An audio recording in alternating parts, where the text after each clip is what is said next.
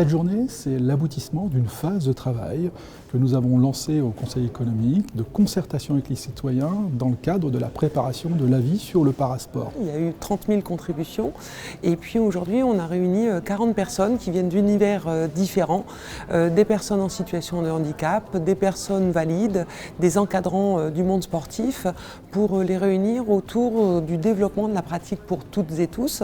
On les a fait plancher sur une douzaine de propositions et ces propositions vont nourrir notre avis du CESE pour développer la pratique et l'activité physique pour toutes et tous à partir de la singularité des personnes en situation de handicap. Et donc ils ont accepté aujourd'hui de venir contribuer, débattre entre eux et travailler entre eux toute la journée pour nourrir les réflexions des conseillers du Conseil économique, social et environnemental. J'ai la chance d'être aujourd'hui au CESE pour parler du sport pour tous. Je suis ancien sportif en situation de handicap. J'étais adjoint au sport pour l'Andes. Et donc quand j'ai vu que le CESE se saisissait de la question, j'ai souhaité me lancer pour participer à cet événement et apporter la voix d'expertise que j'avais. Ça m'a paru important étant en situation de handicap et voulant faire du sport, mais au niveau du coût, c'est un peu onéreux.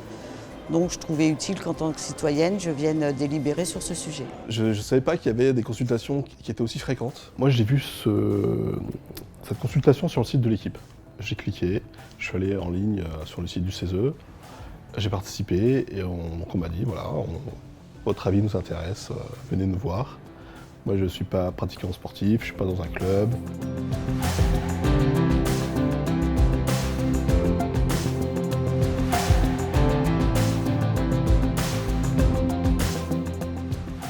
Les débats sont vraiment animés.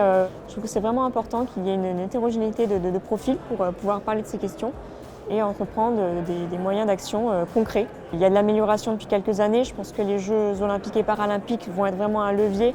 Mais il y a encore beaucoup de freins qui sont présents, ne serait-ce que pour l'accessibilité, l'accessibilité au niveau des formations.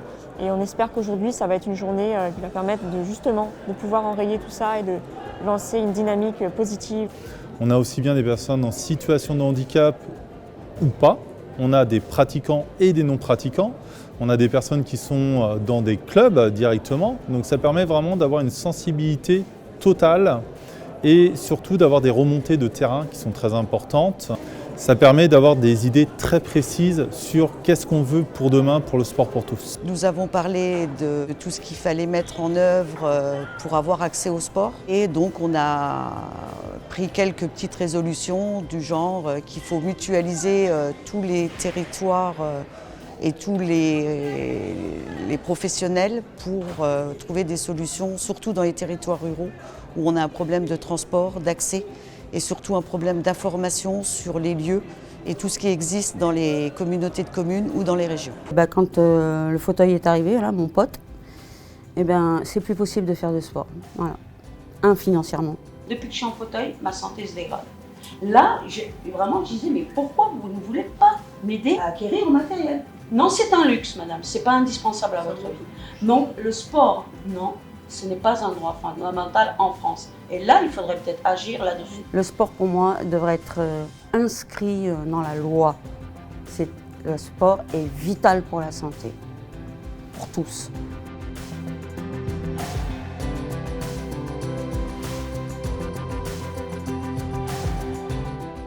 Aujourd'hui, j'anime cette journée avec mes collègues.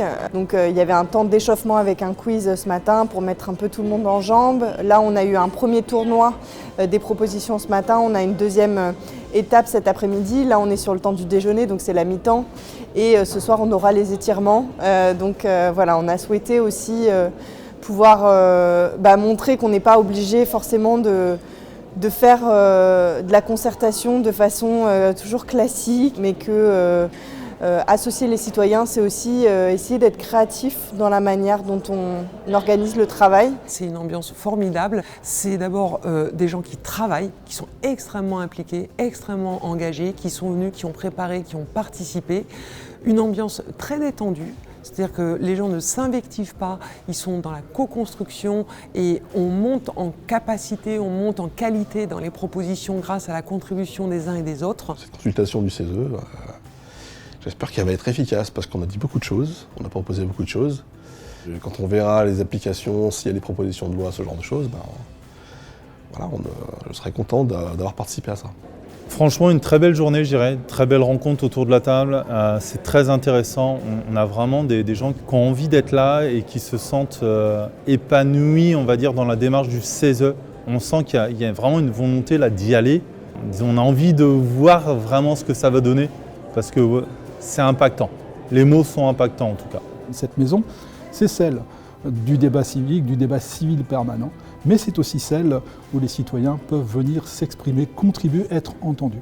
C'est ce dialogue-là qui se noue ici aujourd'hui.